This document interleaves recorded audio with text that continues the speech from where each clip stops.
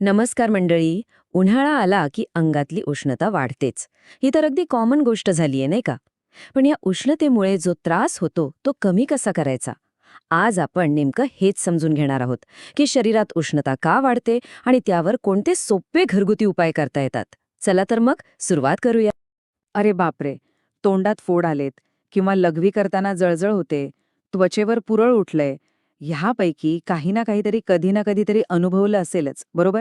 आपण याला सरळ सरळ म्हणतो की अंगात उष्णता वाढलीय. पण या सामान्य वाटणाऱ्या लक्षणांमागे नेमकं शास्त्र काय आहे? चला, तेच जाणून घेऊया.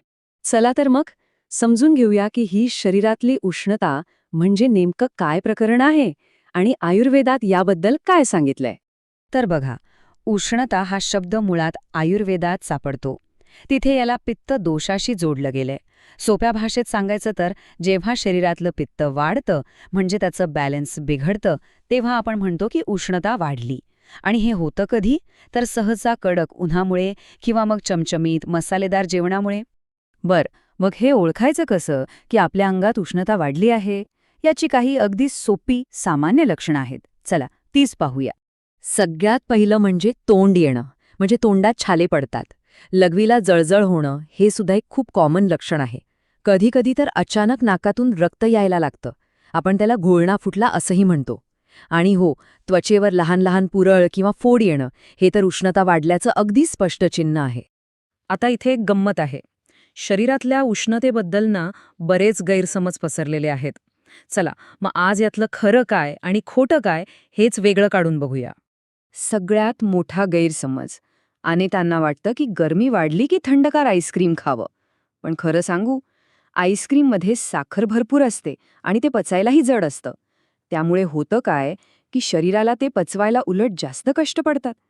त्यापेक्षा ताक प्या, कोकम सरबत घ्या किंवा शहाळ्याचं पाणी. हे जे नैसर्गिक पदार्थ आहेत ना, ते शरीराला आतून खरा थंडावा देतात आणि पचायलाही एकदम हलके असतात. आणि हा तर एक खूपच मोठा आणि गंभीर गैरसमज आहे. बऱ्याच लोकांना असं वाटतं की शरीरात उष्णता खूप वाढली की कावीळ होते. पण एक गोष्ट लक्षात घ्या, हे पूर्णपणे चुकीचं आहे. कावीळ हा एक व्हायरल इन्फेक्शन आहे, म्हणजे विषाणूजन्य आजार आहे. त्याचा शरीरातल्या उष्णतेशी थेट काहीही संबंध नाही. त्यामुळे या दोन गोष्टी एकत्र जोडू नका. चला, गैरसमज तर दूर झाले.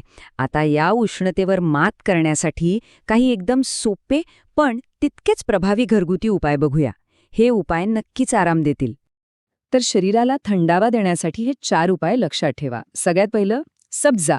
सब्जाच्या बिया पाण्यात भिजवून ते पाणी प्या. हे नैसर्गिक कूलंटसारखं काम करतं. दुसरं आहे गुलकंद. पित्त कमी करण्यासाठी गुलकंद एकदम उत्तम. तिसरा उपाय म्हणजे धणे जिऱ्याचं पाणी. हे पाणी काय करतं तर शरीरातली जास्तीची उष्णता लघवी वाटे बाहेर काढायला मदत करतं. आणि सगळ्यात सोपं, चौथं, कपडे. नेहमी सैलसार आणि सुती कपडे घाला, म्हणजे त्वचेला मोकळा श्वास घेता येतो आणि गरमी कमी वाटते. आता आपण या चर्चेच्या शेवटच्या आणि सगळ्यात महत्त्वाच्या भागाकडे आलो आहोत. ही सूचना कृपया खूप काळजीपूर्वक ऐका. एक गोष्ट कृपया लक्षात ठेवा की इथे दिलेली सगळी माहिती ही केवळ तुमच्या ज्ञानात भर पडावी यासाठी आहे. याला वैद्यकीय सल्ला अजिबात समजू नये. कोणताही घरगुती उपाय करण्याआधी किंवा तुमच्या आहारात कोणताही बदल करण्याआधी आपल्या डॉक्टरचा किंवा तज्ज्ञांचा सल्ला घेणं हे अत्यंत गरजेचं आहे. कारण आपलं आरोग्य हे सगळ्यात महत्त्वाचं आहे.